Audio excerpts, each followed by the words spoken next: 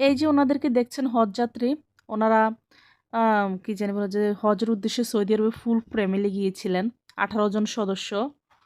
এখানে 3 প্রজন্মের সদস্য ওনারা পরিবারের, বাবা, ছেলে, নাতি, পুতি সব মিলে ওনারা 18 জন সদস্য সৌদি আরবে গিয়ে, সৌদি আরবে যখন হজ করতে গিয়েছেন ওখানে ওখান থেকে মনে হয় অন্য জায়গায় যাওয়ার পথে আর কি গাড়িতে ওনাদের গাড়ির সাথে একটা তেলের ট্যাঙ্কি ধাক্কা খেয়ে গাড়িতে আগুন ধরে যায়।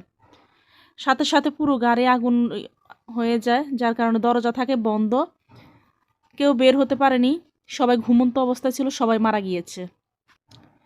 আর ওখানে শুধু একজন ব্যক্তি বেঁচে ছিলেন, তিনি এখন আইসিইউতে আছেন। ওই হজযাত্রীর ফুল ফ্যামিলি, ওনাদের 3 প্রজন্মের পুরো পরিবারের 18 জন সদস্যই মারা গিয়েছেন এই তেলের ট্যাঙ্কিতে ধাক্কা খেয়ে। ওই গাড়িটা জ্বলে একবারে ছাই হয়ে গিয়েছে, ফায়ার সার্ভিসও রক্ষা করতে পারেনি। আর অনেকেই ঘুমন্ত অবস্থায় ছিলেন, যারা সজাগ ছিলেন তারা দরজা বন্ধ ছিল, বের হতে পারেনি এই অবস্থায়।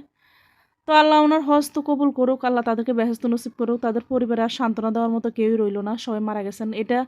এই লোকগুলোর বাড়ি ছিল ইন্ডিয়া।